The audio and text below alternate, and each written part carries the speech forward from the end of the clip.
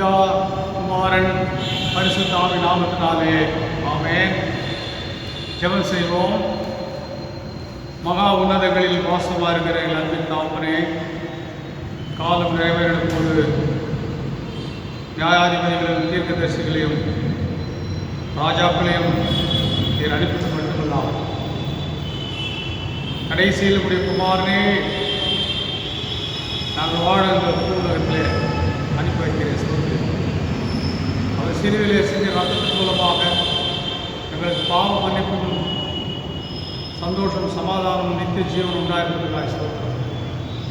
அந்த அனுபவங்களோடு கூட திரு சன்னிதானத்திலே அப்பா பிதாவை என்று கூப்பிட்டு கூட திரு சூரியாருக்கும் ஆவியோடு எல்லா தைரியத்தோடு இப்படி பிள்ளைகள் என்ற தைரியத்தோடு மாத தெரிந்து கொள்ளப்பட்டவர்கள் என்ற தைரியத்தோடு சன்னிதானத்தில் பிரவேசித்து உண்மை தோது கொள்கிறாராக நீரே வாரம் பிரசனமாயிரும் தலைமை தாங்கி இந்த ஆராதனை ஆசிரியர் இதனுடைய பயனாளிகள் விசுவாசிகள் அபரிதமாய் இறைமக்கள் ஆசீர்வதிக்கப்பட வேண்டும்.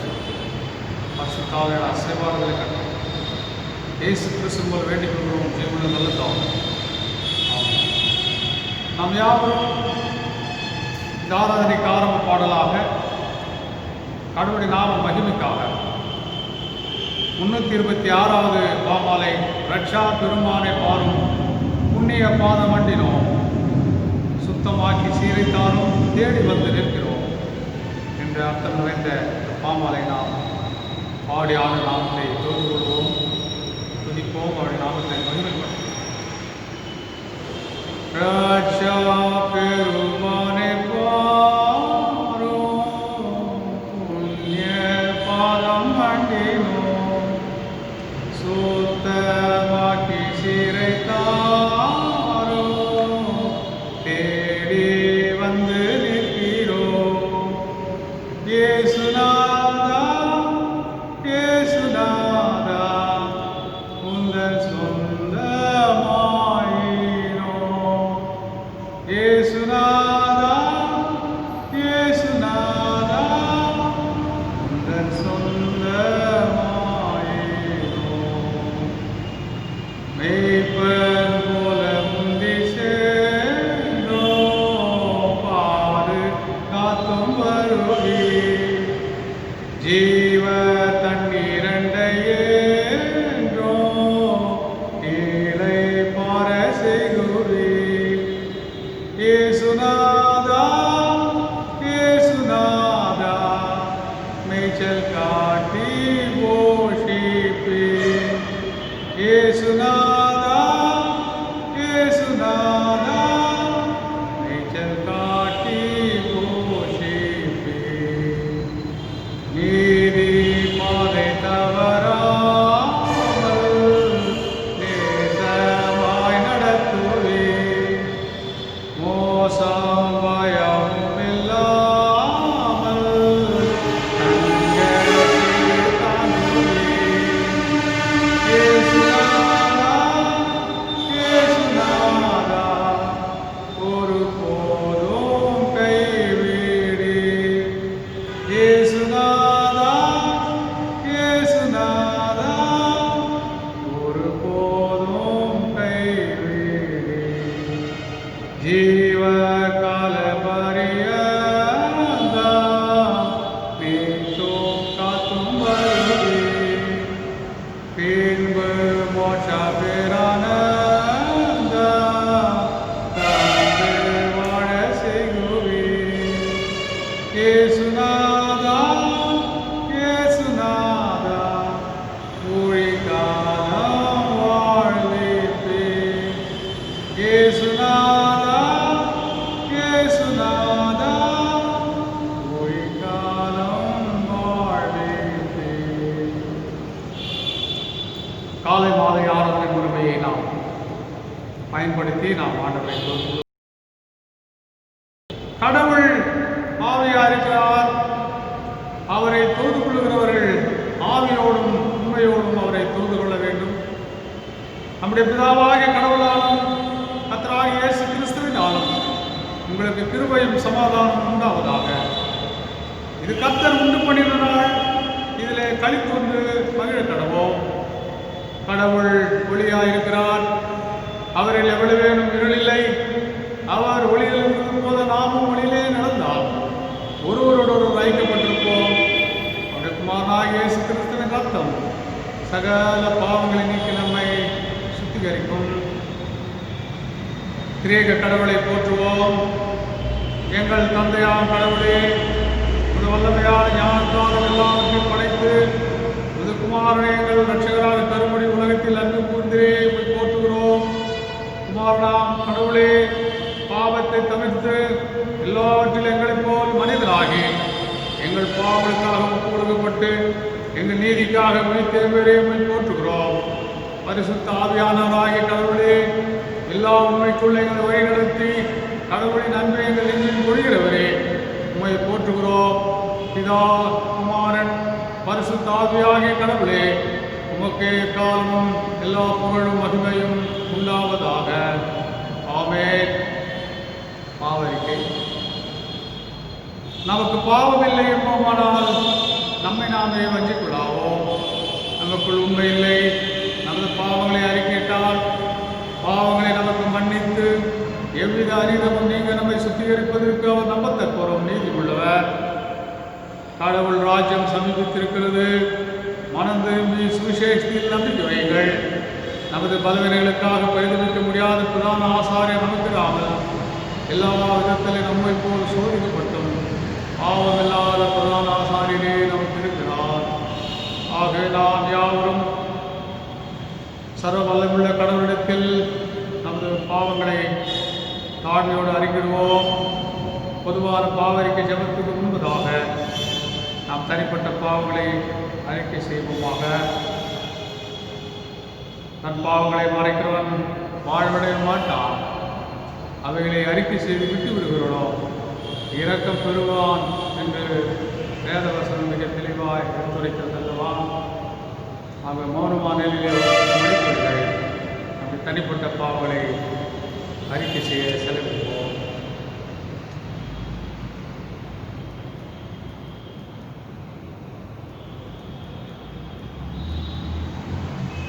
தொடர்ந்து வருகிற பொதுவான பாவரிக்கை ஜபம், இரண்டாவது பாவரிக்கை ஜபத்தை நாம் தேர்ந்தெடுத்தோம்.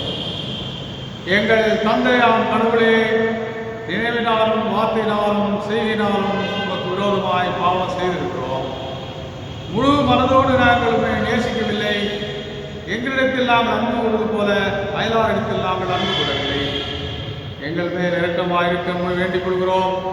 எங்கள் பாவ அழைக்க நீக்க எங்களை சுத்திகரியும். எங்களை விட்டுவிட எங்கள் குற்றங்களை விட்டுவிட எங்களுக்கு உதவி புரியும். எங்கள் ஆண்டவர் இயேசு கிறிஸ்துவின் மூலமாய் வேண்டிக் கொள்கிறோம் பிதாவே. ஆமென். சர்வ வல்லமையும் மிகுந்த இரக்கமும் உள்ள ஆண்டவர் மன்னிப்பையும் பாவ நிமித்தையும் நமக்கு கட்டளிட்டருளி வாழ்க்கையை சீர்படுத்துவதற்கான காலத்தில் நமது பரிசுத்தாவின் கிருபையும் தேற்றுதலையும் தந்தருளுவாராக. ஆமென். ஆண்டவரை துதியுங்கள். ஆண்டவர் நாம் துதிக்கப்படுவதாக. இந்த நாளின் இறை செய்திக்கான ஆதார வேத பாடத்தை வாசிக்க கேட்போம். இன்றைய இறை செய்திக்கு ஆதாரமாய் தெரிந்து கொள்ளப்பட்ட வேத பகுதி லூக்கா 10ஆம் அதிகாரம் வசனம் 1 துவங்கி 20 வரை. பரிசுத்த லூக்கா என்பவர் எழுதின நற்செய்தி நூல் அதிகாரம் 10 வசனங்கள் 1 துவங்கி 20 வரை வாசிக்க கவனமாய் கேட்போம். இவைகளுக்கு பின்பு கர்த்தர் வேறே 7 பேரை நியமித்து தாம் போகும் சகல பட்டணங்களுக்கும் இடங்களுக்கும் அவர்களை தமக்கு முன்னே 2 பேராக அனுப்பினார். அப்போது அவர் அவர்களை நோக்கி, அறுப்பு மிகுதி, வேலையாட்களோ கொஞ்சம். ஆகையால் அறுப்புக்கு எஜமான் தமது அறுப்புக்கு வேலையாட்களை அனுப்பும்படி அவரை வேண்டிக் கொள்ளுங்கள். புறப்பட்டு போங்கள்.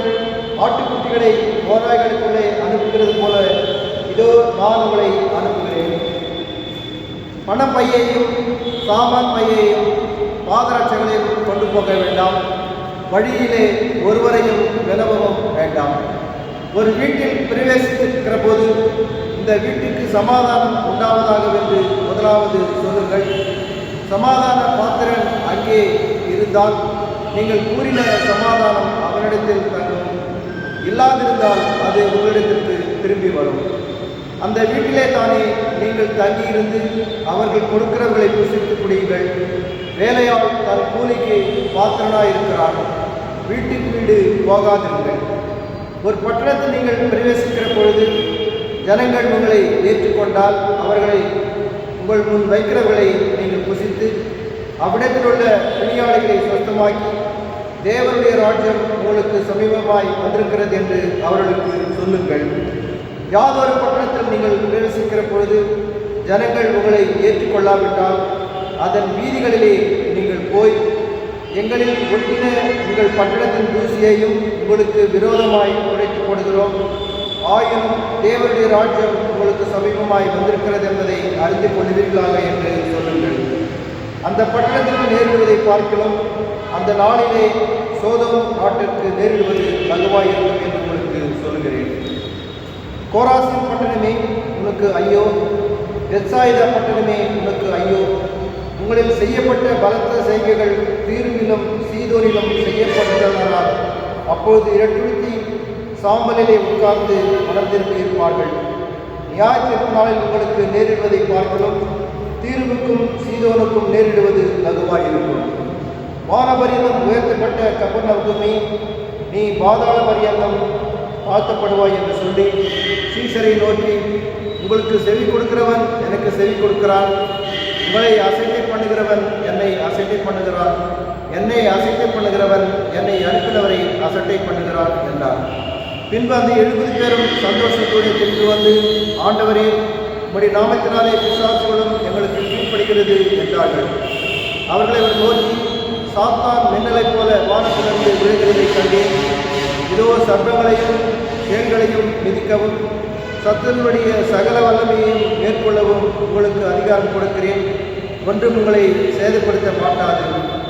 ஆகிலும் ஆவிகள் உங்களுக்கு கீழ்ப்படுகிறதுக்காக நீங்கள் சந்தோஷப்படாமல் உங்கள் நாமங்கள் பரலோகத்தில் எழுதியிருக்கிறதற்காக சந்தோஷப்படுங்கள் என்றார் என்பதை பாடம் முடிந்தது. தேவனே இறைவார்த்தைக்காக நாம் ஜெபங்களிலே தரித்திருப்போம்.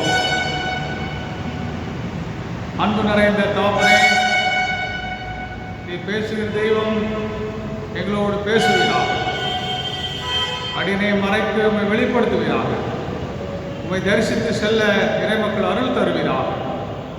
இயேசு கிறிஸ்து மூலம் வேண்டிக் கொள்கிறோம் பிதாவே, ஆமென். ஆண்டவருடைய கிருபையும் அவருடைய சமாதானம் அதிகமாக இறைமக்கள் யாவருக்கும் பெருகுவதாக. நாம் பெற்று வருகிற மழைக்காக அவர்களுக்கு நன்றி செலுத்துகிறோம். அத்துடன் இக்கட்டான காலங்களிலே சென்று கொண்டிருக்கிற அந்த பிரயாணத்திலே சில தளர்வுகள், அரசாங்கம் சில தளர்வுகளை அறிமுகப்படுத்தி ஊரடங்கு உத்தரவை தொடர்ந்து நீடித்திருப்பதை பார்க்கின்றோம்.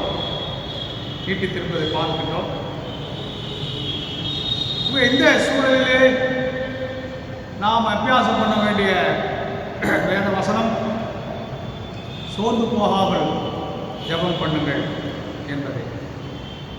சோர்ந்து போகாமல் ஜெபம் பண்ணுங்கள். நாம் நம்முடைய வாழ்க்கையிலே பிரச்சனைகள், ஒவ்வொரு மனிதனுடைய வாழ்க்கையும் இந்த உலக வாழ்க்கை முடிகிற வரை ஏதோ ஒரு பிரச்சனைகள் இருந்து கொண்டுதான் இருக்கும். அந்த பிரச்சனைகளிலே இந்த கரோனா வைரஸ் போன்ற சம்பந்தமான பிரச்சனைகளும் சேர்ந்து கொண்டதை நாம் பார்க்கிறோம். அதிகமான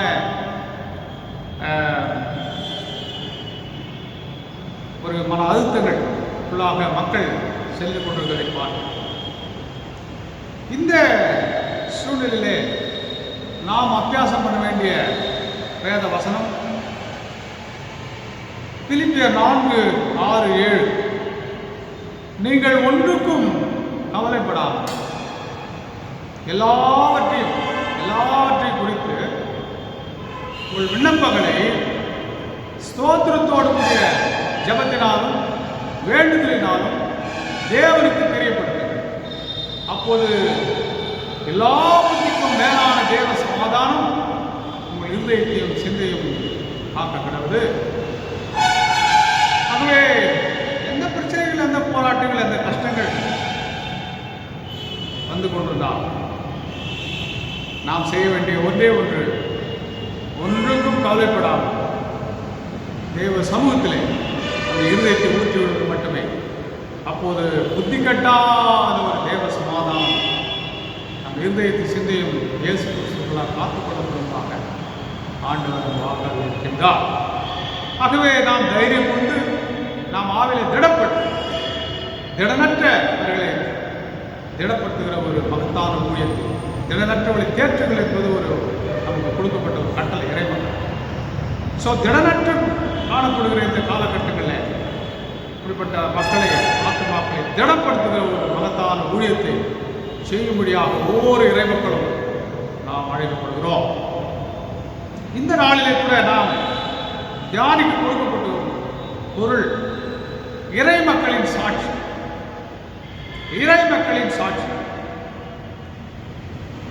இது சம்பந்தமான ஒரு பொதுவான வேத வசனங்களை நாம் பார்ப்போமானால் இறை மக்களின் சாட்சி எப்படியா இருக்க வேண்டும் என்பதை சில பொதுவான வேத வசனங்களை வெளிச்சத்திலே நாம் பார்ப்போமானால், நீங்கள் உலகத்துக்கு வெளிச்சமாயிருக்கிறீர்கள்,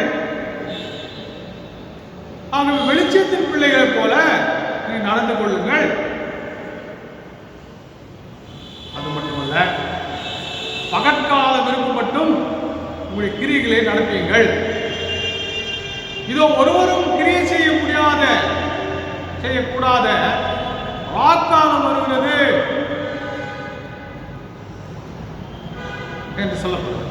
ஆகவே இதுதான் இறைமக்களுடைய சாட்சி என்று சொல்லி பார்க்கும்போது ஆண்டுடைய ஒரு சில வசனங்கள் வெளிச்சத்திலே விதமாக நாம் பார்க்கிறோம். இருப்பினும் இந்த நாளின் பொருளுக்கு சம்பந்தப்பட்டதான நமக்கு வேத பாடங்கள் நமக்கு தியானிக்க கொடுக்கப்பட்டுள்ளது. நாம் இங்கே ஒரு வேத பாடத்தை வாசித்தாலும் இந்த பொருளுக்கு என்று கொடுக்கப்பட்டுள்ள மற்ற 3 வேத பாடங்களை கூட நாம் அடிப்படையாக வைத்து இந்த நாளிலே நாம் ஆண்டு வசனங்களை தியானிக்க அழைக்கிறோம். சங்கீதம் 15 அவற்றில் காணப்படும் இறை மக்களின் சாட்சி என்று சொல்லி பார்க்கும்போது அங்கே கற்பனைகளை கைக்கொள்வது பற்றிதான ஒரு சத்தியங்கள் அடைகிறது நாம் பார்க்கிறோம். முதலாம் கற்பனை, 2ஆம் கற்பனை நமக்கு தெரியும். உன் தேவனாகிய கர்த்தரிடத்தில் முழு இருதயத்தோடும் முழு பலத்தோடும் முழு மனதோடும் அன்பு கூறுவாயாக. அது ஒப்பா இருக்கிற 2ஆம் கற்பனை, உன்னிடத்தில் அன்பு கூறுவது போல பிறரிடத்திலும் அன்பு கூறுவாயாக. ஸோ இந்த வசனங்களை விளக்க உரையாக தான் இந்த சங்கீதம் 15 நாம் பார்க்கலாம். அதாவது முதல் 15ஆம் அதிகாரம் 2ஆம் வசனத்தில் பார்ப்போமானால், உத்தமனாய் நடந்து நீதியை நடப்பித்து மனதார சத்தியத்தை பேசுவதுதானே. அதாவது தொடக்க வசனங்களிலே நமக்கு தெரியும் 15ஆம் அதிகாரத்தில் யார் கர்த்தரை பெறுவதற்கு ஏறுவான் என்று சொல்லி அங்கே தொடங்குகிறதை பார்க்கிறோம். சங்கீதம் 15, கர்த்தாவே யாருடைய கூடாரத்தில் தங்குவான், யாருடைய பரிசுத்த பர்வதத்தில் வாசம் பண்ணுவான் என்று துவங்கிதான் இந்த முதலாம் கற்பனை 2ஆம் கற்பனையும் விளக்குகின்ற விதமாக அங்கே கொடுக்கப்படும். இது முதலாம் கற்பனையை தாங்கி நிற்கின்ற ஒரு வசனமாக இருக்கின்றதை பார்க்க. உத்தமனாய் நடந்து ஆபிரகாம் தான் சொன்னார், என்னுடைய சமூகத்தில் நீ உத்தமனாய் நடந்து நட உத்தமமாய் அவருடைய சமூகத்தில் நடக்கும்படி அவர் ஆபிரகாமை அழைத்தார். ஆகவே இது கடவுளத்தில் அன்பு கூறுவதற்கு சம்பந்தப்பட்ட முதல் கற்பனையை நிறைவேற்றுகின்ற ஒரு கற்பனையாக கூட இதை நாம் பார்க்கிறோம்.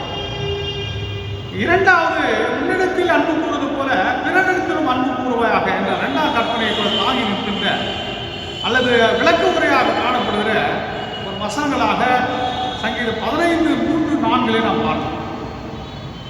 3-4 அந்த 3 வசனங்களை பார்க்கலாம். அதாவது, நாவினால் புறம்புறாமலும் தன் தோழனுக்கு தீங்கு செய்யாமலும் தன் அயலாரின் பேர் சொல்லப்படும் நிந்தையான பேச்சை எடுக்காமல் இருக்கிறான். ஆகாதவன் தன் பார்வைக்கு கீழ்ப்பார்வன், கர்த்தருக்கு பயந்தவனையே கனம் பண்ணுகிறான். ஆணையிட்டதில் நஷ்டம் வந்தாலும் தவறாது இருக்கிறான். தன் பணத்தை வட்டிக்கு கூடாமலும் குற்றமில்லாதவனுக்கு விரோதமாய் பரிதானமாகாமல் இருக்கின்றான். இந்த 2 பாகங்களாக பிரித்து பார்த்தோம்னால் இந்த 2 கற்பனைகளை நிறைவேற்றுகின்ற தாங்கி நிற்கின்ற வசனங்களாக தான் இதை பார்க்க முடியும். புதிய ஏற்பாட்டின் காலத்திலே வாழ்ந்து கொண்டிருக்கிற நமக்கு இதை சம்பந்தப்படுத்தி நாம் பார்ப்போம்னால் நமக்கு முதலாம் கற்பனையை தாங்கி நிற்கின்ற அல்லது விளக்க உரையாக காணப்படுகிற ஒரு வசனம், அதாவது உன்னுடைய தேவராய கர்த்தரிடத்தில் முழு இருதயத்தோடு முழு பலத்தோடு முழு மனதோடு அன்பு கூறுவையாக என்ற கற்பனை நிறைவேற்றுகின்ற அல்லது அழைப்பு கொடுக்கின்ற ஒரு காரியமானது இயேசுவானவர் நித்திய நியமமாக நாம் கை கொள்ளும்படி கொடுக்கப்பட்ட கட்டளைகளில் பார்க்கிறோம். என்ன கற்பனை என்று சொன்னால், ராபோஜனத்தை குறித்து அவர் சொல்லியிருப்பார். இது என்னை நினைவு கூறும்படி நான் ஒருமுறை என்னை நினைவு கூறும்படி இதை செய்யுங்கள் என்று சொன்னார். ராபோஜனம், அதாவது அவர் ராபோஜனத்தை அவன் சொல்லும் போது அதுக்கான விளக்கங்களை பார்த்து, அதாவது அபாத்திரமாய் போஜனம் பண்ணக்கூடாது என்று சொல்லப்படுது. அப்போ நம்ம நாமே சுத்திகரித்துக் கொண்டு, அதாவது இந்த சங்கீதத்தை கூட நாம் சம்பந்தப்பட்டுக்கிறோம். உத்தமமாய் நடக்க நம்ம ஒப்பு கொடுத்து, நீதியை நடத்திட்டு ஒப்பு கொடுத்து, மனதார சத்தியத்தில் பேசுகிற காரியத்துக்கு ஒப்பு கொடுத்து, அவருடைய சன்னிதானத்தில் பயபக்தியோடு அவருடைய சரீரத்தை ரத்தத்தை பெற்றுக்கொள்ள போது அவருடைய முதலாம் கற்பனை நிறைவேற்றுகின்ற மக்களாக இது ஒன்றுக்கொண்டு தொடர்புடையது தான். முதலாம் கற்பனை தொடர்புடையது தான் சங்கீதம் 15. அதற்கு தொடர்புடையது தான் இந்த ராபோஜனம். ஒன்றுக்கொண்டு இது சங்கீதத்தோட தொடர்புடையது. அதே போல 2ஆம் கற்பனையும் முன்னிடத்தில் அன்பு கூறுதல் பிறனிடத்தில் அன்பு கூறுவாயாக என்பதை புதிய ஏற்பாட்டின் காலத்தில் வாழ்ந்து கொண்டிருக்க நமக்கு ஒரு விளக்க உரையாக அல்லது இந்த 2ஆம் கற்பனை தாங்கி நிற்கின்ற ஒரு கட்டளை எது என்று சொல்லி பார்க்கும்போது, நீங்கள் உலகமெங்கு போய் சர்வ சிருஷ்டிக்கும் சுவிசேஷத்தை அறிவியுங்கள், பிதாகுமாரன் பரிசுத்தாவினால ஞானஸ்நானம் கொடுங்கள், நான் கட்டளையிட்ட யாவும் அவள் கைகொள்ளும்படி அவள் உபதேசம் பண்ணுங்கள், இதை சதா காலங்களோடு இருக்கிறேன். இதுதான் முன்னிடத்தில் அன்பு கூறுவது போல பிறரிடத்தில் அன்பு கூறுவார்கள். சாட்சி பகர்வது, அதாவது சுவிசேஷத்தை சாட்சியாய் வாழ்வது அல்லது சுவிசேஷத்தை சொல்வது எப்படி, அதுவும் இந்த சங்கீதம் 15:3 தொடரக்கூடிய ஒன்று தான். சுவிசேஷம் சொல்றது சாதாரணம் கிடையாது.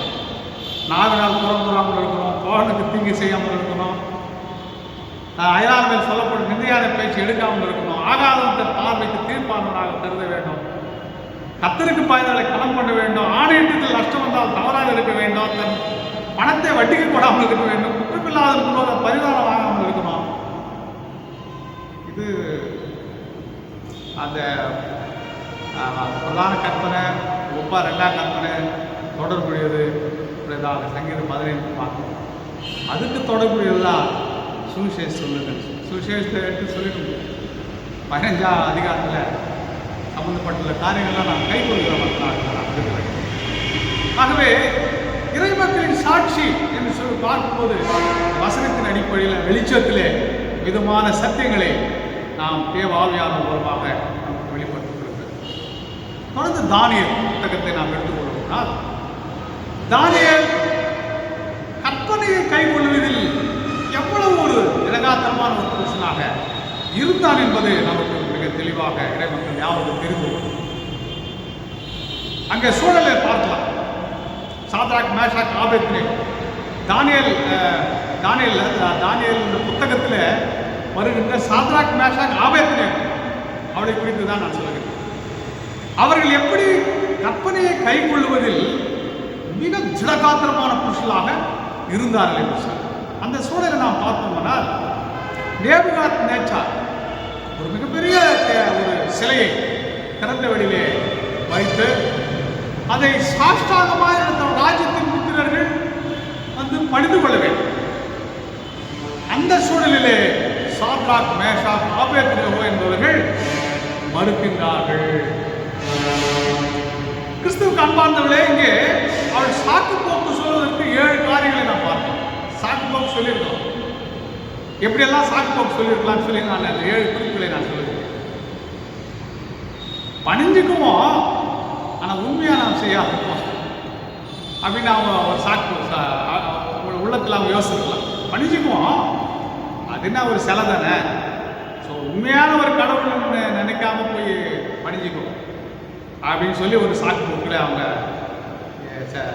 இதில் தப்பு ஒன்று இல்லைன்னு சொல்லி நினச்சிருக்கலாம். ஒரு 2வது குறிப்பு, ஒரே ஒரு முறை தானே, டெய்லி ஒன்றும் அவங்க சிலையை அங்கே வச்சு டெய்லி வணக்கம்னு சொல்லக்கூடாது ராஜா. அது ஒரே ஒரு முறை, அதனால் நம்ம வந்து சிலை வணக்க செய்கிறவர்கள் என்று பட்டம் ஒன்று சொல்ல போவதில்லை அப்படின்னு ஒரு சாக்கு போக்கு சொல்லியிருக்கலாம். 3வது ஒரு சாக்கு போக்கு கூட சொல்லியிருக்கலாம். முழு அதிகாரம் படைத்தவர் ராஜா, ஒரு கட்டளைக்கு கீழ்ப்படிவதில் ஒன்றும் தப்பு ஒன்றும் இல்லை, கடவுளுக்கு எது தெரியும் அப்படின்னு சொல்லி ஒரு சாக்கு போக்கு கூட சொல்லலாம்.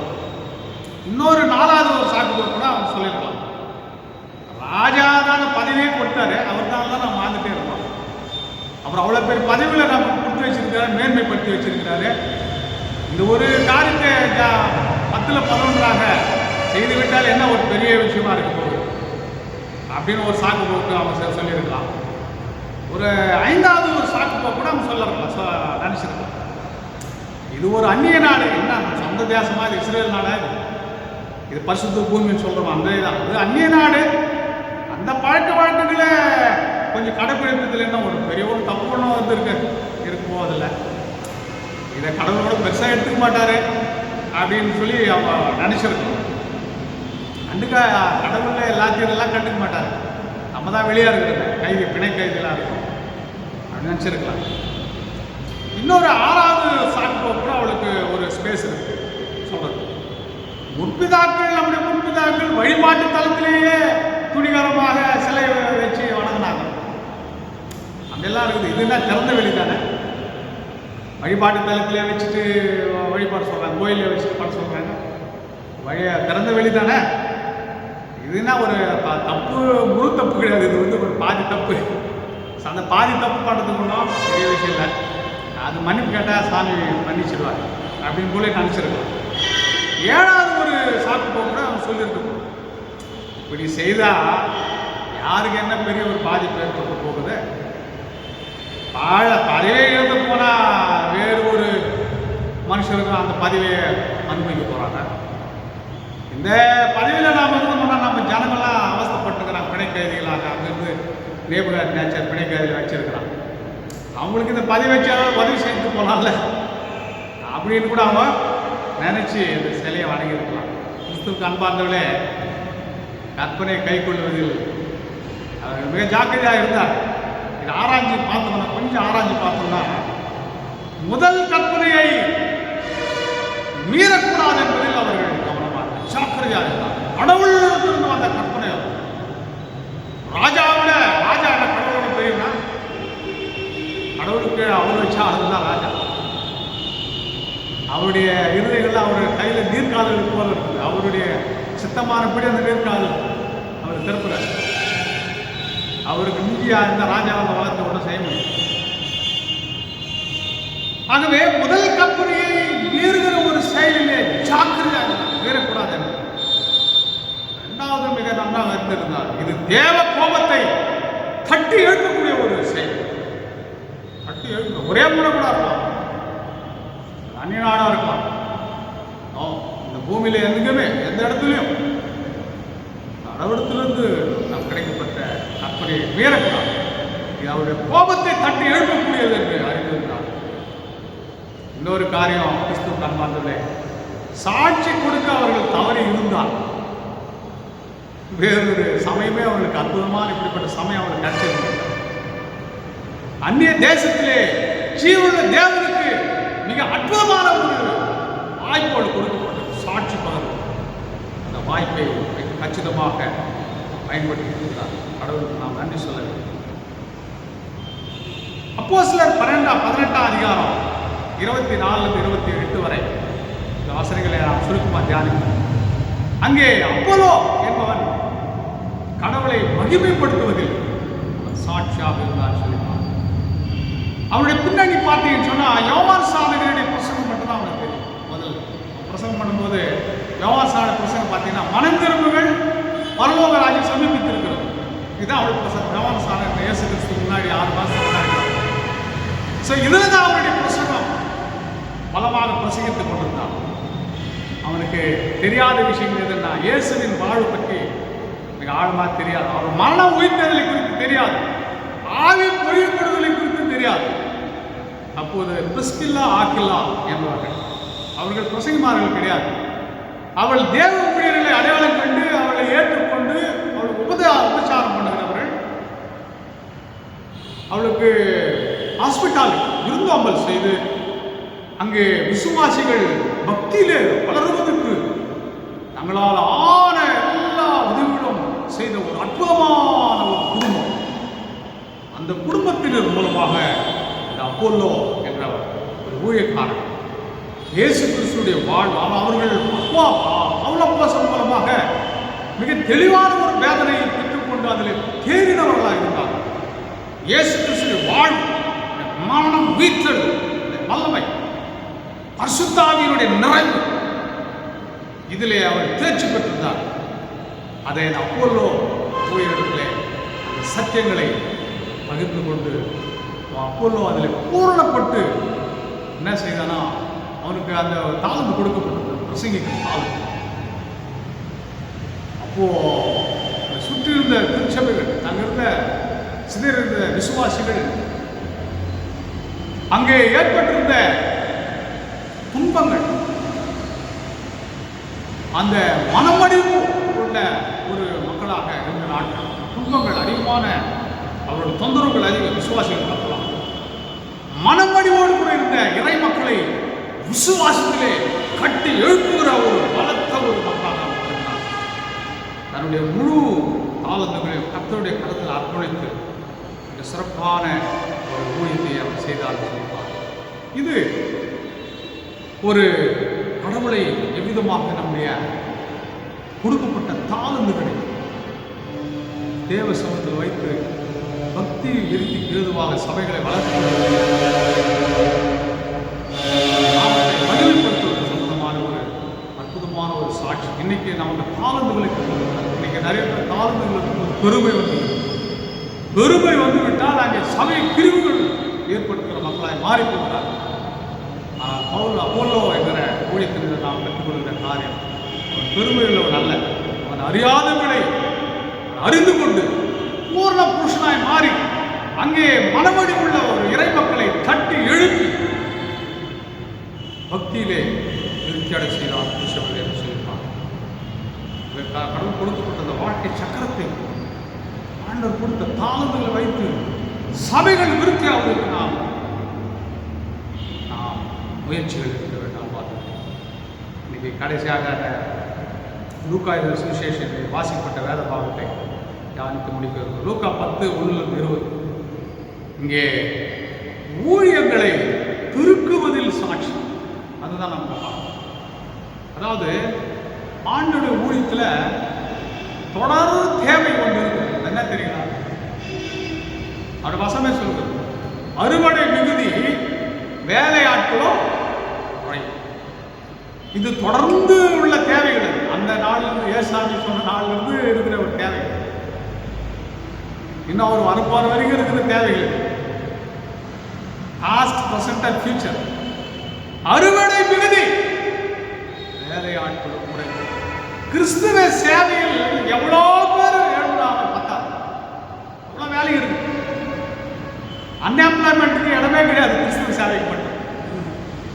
மற்ற உலக பிரகார வேலைகளுக்கு அன்எம்ப்ளாய்மெண்ட் பிரச்சனை இருக்கு ஏராளமாக. எனக்கு இந்த வேலை கிடைக்கல, அந்த வேலை கிடையாது, படிப்புக்கு அந்த வேலை கிடையாது.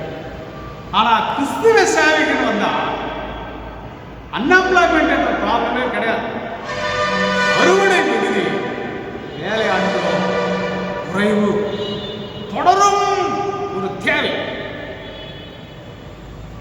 இன்னொன்று, தொடர்ந்து ஒரு ஜபம், தொடர் ஜபம் கூட தேவையா இருக்கு. ஆண்டவர் சொல்றாரு, ஊழியர்களை அனுப்பும்படி வேண்டிக்கொள். அறுவடை மிகுதி, வேலையாட்கள் குறைவு, வேலையாட்களை கொடுக்கும்படி ஜபம் பண்ணுங்கள் என்று சொல்கிறார். ஆகவே தொடர்ந்து நாம் ஜபிக்க வேண்டும். ஆண்டவரே, போதுமான வேலையாட்களை கொடு, ஊழியர்களை கொடு, ஊழியர்களை கொடு, ஊழியர்களை கொடு. எனக்கு கொடுத்துட்டு ஊழியத்தை நான் செஞ்சுட்டு போறேன், அது போதும், இன்னும் ஊழியர்களை கொடு என்று தொடர்ந்து ஜபம் பண்ண. தொடர் ஜபம், தொடர் தேவை, தொடர் ஜபம். அதை முன்னிட்டு ரெண்டாவது, தொடர்ந்து இந்த ஊழியர்களை தாங்குவது ஒரு சேலஞ்ச், பெரிய சவால். ஊழியர்களை கடவுள் வைத்து கொடுக்கும்போது அன்போடு கூட ஏற்றுக்கொள்ள வேண்டும். அவர் தேவையை சந்திக்க வேண்டும். ஏன்னா ஆண்டவர் சொல்றாரு, பணியார் கூலிக்கு மாத்திரம் தான் இருக்கு. ஸோ ஊழியத்துக்கு யாராவது வந்துட்டாங்கன்னா மரத்தடிக்க இருக்கக்கூடாது. வந்தவங்களை ஏற்றுக்கொண்டு அவளுக்கு உணவு, இருப்பிடம், எல்லா தேவைகள், என்னெல்லாம் தேவைகள் இதெல்லாம் சந்திக்கணும். ஏன்னா ஆண்டவர்களுடைய பாரம் அறுவடை மிகுதி, வேலையாட்களை குறைவு. ஸோ பிதாவிடத்தில் வேண்டிக் கொள்ளுங்கள் அதிகமான வேலையாட்கள் அப்படின்னு சொல்லும்போது அதிகமான வரவுகள் இருக்க வேண்டும். ஊழியக்காரர்களை எழுந்து கொண்டே இருக்க வேண்டும், அவரை தாங்கிக் கொண்டே இருக்க வேண்டும், அவரை அனுப்பிக் கொண்டே இருக்க வேண்டும், உதவி செய்து கொண்டே இருக்க வேண்டும். பவுலப்பா சொல்ற மாதிரி, ஆண்டவர் நீ பெருகும், நான் சிறுகும். உங்க ராஜ்யம் எப்படி சிறுத்தனை போட்டு நான் பெருகா போதும் அப்படி இல்லை, நீ பெருக்கணும் சாமி அப்படின்னு சொல்லி அந்த ஒரு அர்ப்பணிப்போடு இருந்தால் அவருடைய ஊழியத்தில் ஊழியங்களை பெருக்குவதில், ஊழியர்களை பெருக்குவதில் சாட்சி பகர வேண்டும். அவை தற்கால இறை மக்களாக நமக்கு எதிர்கால நம்பிக்கையில் ஒரு சாட்சி இருக்க வேண்டும். அது என்னன்னு சொன்னால், இன்னைக்கு இயேசு அறிக்கிறோம் உலகத்தில், ஆனால் ஏற்க மாட்டோம். ஆனால் ஆண்டவர் சொல்றாரு, இவளுக்கு நேரடிக்கு பார்க்கணும், சோதோம் போவான பட்டணத்துக்கு நேரடி வெகுவாக இருக்குன்னு சொல்றாரு. ஸோ ஊழியத்தில் ஒரு ஒரு ஒரு ஒரு ஒரு அதிர்ச்சி இருக்கிறது. என்னன்னா, ஏற்றுக்கொள்ளாதவர்களுக்கு நேருகிற ஒரு காரியம் சோதோம் போகிற பட்டம். இந்த வாசத்து வேத மரத்தை வைக்கிறாங்க. ஊழியத்தில் ஒரு பெரிய மகிழ்ச்சி என்னன்னு சொன்னால், நம்ம ஊழியத்தில் இப்போ எவ்வளோ பேர் வேலையை செஞ்சு அல்ல கிடையாது. ஏன்னா சீசன் சொன்னாங்க, ஆண்டவரே நாமத்தினால பிசாசுகளுக்கு தீர்ப்பளிக்கும். அதில் சந்தோஷப்படாதீங்களா? உங்களுடைய நாமங்கள் ஜீவ புஸ்தகத்தில் எழுதப்பட்டிருக்கு. அதற்காக ஜெபம், அதுக்காக மகிழ்ச்சியாக ஊழியத்தில் பெரியார ஒரு மகிழ்ச்சி. நாம் எவ்வளோ பெரிய பெரிய விஷயங்களை செய்யணும் அதெல்லாம் கிடையாது, அதெல்லாம் ஒன்றுமே கிடையாது. நம்ம பேர் அங்கே எழுதுறோம், நம்ம பேர் அங்கே இருக்குது, அதில் தான் நம்ம மகிழ்ச்சி இருக்க வேண்டும். அந்த பேர் பழுந்து போகாதபடி பார்த்துக்கலாம். ஊழியத்தில் ஒரு பெரிய எழுச்சி அப்படின்னு சொல்லி பார்த்தீங்கன்னா, சாத்தான் மின்னலை போல விழுகிறதை நான் பார்க்கிறேன்னு சொல்லி சொல்றார் சீஷர். சாத்தான் வந்து கீழ்படி நான் சொன்னேன் சொல்றார், இதோ மின்னலை போல கீழே வரும். ஸோ ஒரு பெரிய எழுச்சி ஊழியத்தில் தேவனுக்கு சமமாக வைக்கிற தூதர்களை கீழே தள்ளப்படுகிறார்கள். பூலோகத்தில் இருக்கிற நாம் மேலே ஏற்றுக்கொள்ளப்படும், கீழே மேலே நாம் செல்கிறோம். மேலே இருந்து கீழே வர்றாங்க, நாம் பரலோக வாழ்வுக்கு நாம் எடுத்துக்கொள்ளப்படுறோம். பார்த்தீங்களா? அங்கே தற்கால இறை மக்களுடைய எதிர்கால ஒரு நம்பிக்கை, இப்படிப்பட்ட நம்பிக்கையில் நாம் சாட்சிகளாக வாழ நாம் அழைக்கின்றார். சாதராக பேஷாக் ஆபத்தினோ போல நாம் சாக்கு போக்கு சொல்லாமல் இருக்கிறோம். அப்போதோ போல கடவுள் நாமத்தை மயப்படுத்தி சாட்சி பகருவோம். ஊழியர்களை பெருக்குவதில் சாட்சி பகரும். கர்த்தர் நம்மை ஆசீர்வதிப்பாராக. ஆமென். திருச்சபைக்கான அறிவிப்புகள். தேவனுக்கே துதியும் கனமும் மகிமையும் உண்டாவதாக. வாக்குத்தத்த வசனம் ஆதியாகமம் 28ஆம் அதிகாரம் வசனம் 15. நான் உன்னோடே இருந்து நீ போகிற இடமெல்லாம் உன்னை காத்து இந்த தேசத்திற்கு உன்னை திரும்பி வரப்படுவேன். நான் உனக்கு சொன்னதை செய்யும் அளவும் உன்னை கைவிடுவதில்லை. நம் கர்த்தாதி கர்த்தர் நம்மை ஒருபோதும் கைவிடாதிருந்து நாம் போகின்ற இடமெல்லாம் நம்மோடிருந்து எந்த சூழ்நிலையாக இருந்தாலும் பாதுகாத்து அரவணைத்து ஆசீர்வதிப்பார். அவர் சொன்னதை செய்கிற தெய்வம். இயேசு கிறிஸ்துவின் ஈடு இணைய நாமத்திலே பாலாஜாத்துவ திருச்சபையார் அனைவருக்கும் அன்பின் நல்வாழ்த்துக்களை குருசேகர குழுவின் சார்பாக அன்போடு தெரிவித்துக் கொள்கிறோம். வருகின்ற வாரத்தில் நமது திருச்சபையை சார்ந்த அன்பு உள்ளங்கள் பிறந்தநாள் மற்றும் திருமண நாள் கொண்டாடுகின்ற அனைவருக்கும் அன்பின் நல்வாழ்த்துக்களை திருச்சபையின் சார்பாக தெரிவித்துக் கொள்கிறோம். இந்த கொரோனா வைரஸில் இருந்து நம்மை பாதுகாத்து வருகின்ற நமது தேவாதி தேவனுக்கு உள்ளத்தின் ஆழத்திலிருந்து நன்றியையும் துதிகளையும் ஸ்தோத்திரங்களையும் செலுத்துவோம். தொடர்ந்து ஜெபியுங்கள். கர்த்தர் நம்மை பாதுகாத்து வருவார். ராணிப்பேட்டை SMH மருத்துவமனையில் BSc நர்சிங் கோர்ஸ் மற்றும் காட்பாடி இண்டஸ்ட்ரியல் இன்ஸ்டிடியூட்டின் படிப்பிற்கான விண்ணப்பம் நமது வாட்ஸ்அப் குழுவின் மூலமாக அதை பார்த்து அதை விண்ணப்பிக்க அன்பாய் கேட்டுக்கொள்கிறோம். இந்த இக்கட்டான சூழ்நிலையிலும் நம்மை அன்போடு வழிநடத்தி வருகின்ற நமது திருச்சபை நாயர் மற்றும் பொருளர் குருசேகர குழு உறுப்பினர் அனைவருக்கும் அன்பின் நன்றிகளை அன்போடு தெரிவித்துக் கொள்கிறோம்.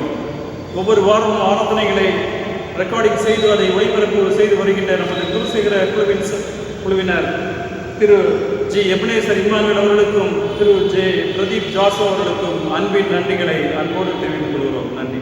நாம் ஜபத்திலே நாம் கடந்து செல்வோம்.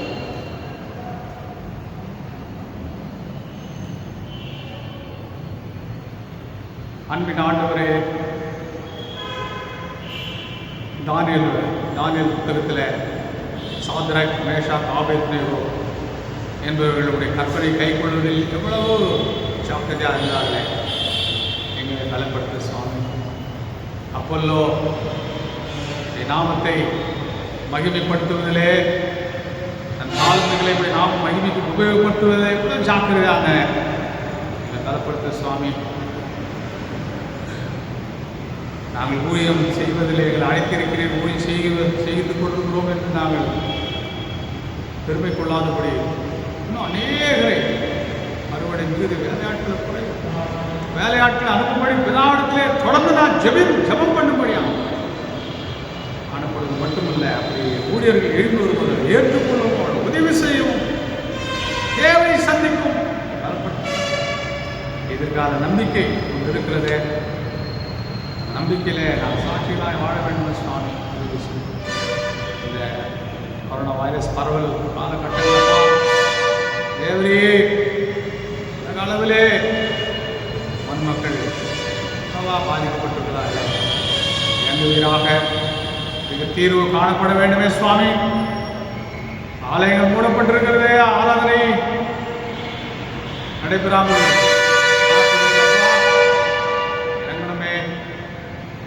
ஊழியர்கள் ஆசீர்வதிக்கப்பட வேண்டுமே சுவாமி. இந்த காலகட்டங்களில் திருச்சபை நீர் ரத்தம் சிந்தி மீட்டுக் கொண்ட திருச்சபை, உலக திருச்சபைகள் மனமடி உள்ள மக்களுக்கு இடமற்றவர்களை தேற்றுங்கள் என்ற ஊழியத்தை செய்ய வேண்டுமே. உதவி செய்யுங்கப்பா, உதவி செய்க.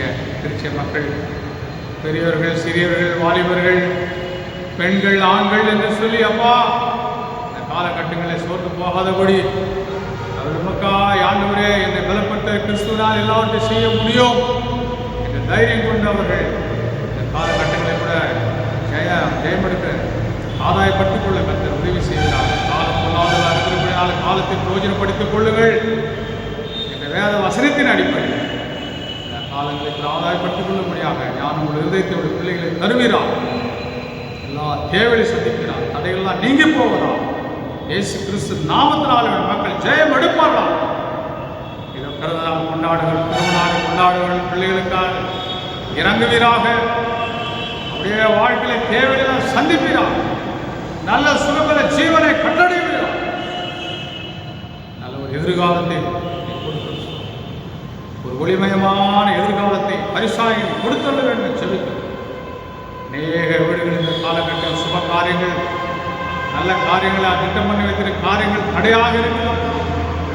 தடைகளை உடைக்கிறவன் முன்பாக செல்லுகிறான் என்ற வேத வசனத்தை எடுத்து விசுவாசித்து இந்த ஒரு நல்ல காரியம் தடைபட்டு போகாது அல்லாத காலத்தில் நேர்த்தியாய் நீ செய்கிறவன் கர்த்தரை நம்புவதற்கு சகலமும் நன்மைக்காக நடைபெறுகிறது என்று சொல்லிப்பார். கர்த்தர் அப்படியாக மக்களை ஆசீர்வதிப்பார். உலக சமாதானத்தை தொடர்ந்து கட்டு, நாட்டுக்கு பாதுகாப்பு கட்டு, சமாதானத்தை கட்டு. உலக திருச்சபை சிறந்த ஒரு பங்கு இந்த காலகட்டங்களில் உலகத்துக்கு கொடுக்க உதவி உப்பாக ஒளியாக இருக்க வேண்டும். முத்திரித்தல் நாளிலே கூட கஷ்டத்தோடு வேதனையோடு பல பிரச்சனைகளோடு கண்ணீரோடு துக்கத்தோடு வேதனை மன கிளேசங்களோடு சமாதானமின்றி சந்தோஷமின்றி பலவிதமான சூழ்நிலைகளிலே பண கஷ்டம் சுவேனங்கள் விதமான நிலைகளிலே சோர்ந்து போயிருப்பாராம், கண்ணீர் வடித்துக் கொண்டிருப்பாராம். சனப்பொழுதிலே நீர் எழும்பி மரித்தோரில் எழும்பின இயேசுவானவர் எழும்பி யானை பாய்ந்த கரத்தை அவள் சிரசு மேல் வைத்து பிள்ளைகள் ஒவ்வொரு சிரசில் வைத்து தெய்வீக தொடுதலில் விடுதலில் சந்தோஷ சமாதானத்தை நித்திய ஜீவனை சோதித்துக் கொள்வார்கள். கரத்தில் தாழ்த்தி இறைமக்களை ஒப்புடுத்து இயேசு கிறிஸ்து போல வேண்டிக் கொள்வோம். ஜீவன நல்ல தாழ்வு. ஆமென். பரமண்டல இருக்கிற எங்கள் பிதாவே, உடைய நாமம் பரிசுத்தப்படுவதாக, உடைய ராஜ்யம் வருவதாக, உடைய சித்தம் பரமண்டலே செய்யப்படுவது போல பூமியிலே செய்யப்படுவதாக. எங்களுக்கு வேண்டிய அருளுள்ள ஆகாரத்தை எங்களுக்கு தான். எங்கள் கடனாளிகளுக்கு நாங்கள் மன்னிக்கிறது போல எங்கள் பாவ குற்றங்களை எங்களுக்கு மன்னித்தரும். எங்களை சோதனைகள் பிரவேசி பண்ணாமல் தீமை நின்று எங்களை ரட்சித்துக் கொள்ளும். ராஜ்யமும் வல்லமையும் மகிமையும் என்னென்னைக்கும் உங்களுடையது. ஆமென். நம் ஆண்டவராகிய இயேசு கிறிஸ்துவின் கிருபை, பிதாவாகிய தேவனுடைய அன்பும், பரிசுத்தாவின் ஐக்கியமும் வழிநடத்தலும் ஆசீர்வாதங்களும் இந்த காலகட்டங்களிலே தெய்வீக சுகமும் பலனும் ஜீவனும் தீர்க்காட்சி நிறைவாக மனதிற்கு உண்டாயிருப்பதாக. ஆமென். என் ஆத்துமாவே கர்த்தரை ஸ்தோத்திரி, என் முழு உள்ளவேடி பரிசுத்த நாமத்தை ஸ்தோத்திரி. என் ஆத்துமாவே கர்த்தரை ஸ்தோத்திரி, அவர் செய்த சகல உபகாரங்களால். ஆமென். கர்த்தர் உங்களோடு இருப்பாராக, தாங்களோடு இருப்பாராக. சமாதானத்தோடு ஜீவன பண்ணுங்கள். கர்த்தருடைய நாமத்தினாலே. ஆமென். கர்த்தர் உங்களை ஆசீர்வதிப்பாராக.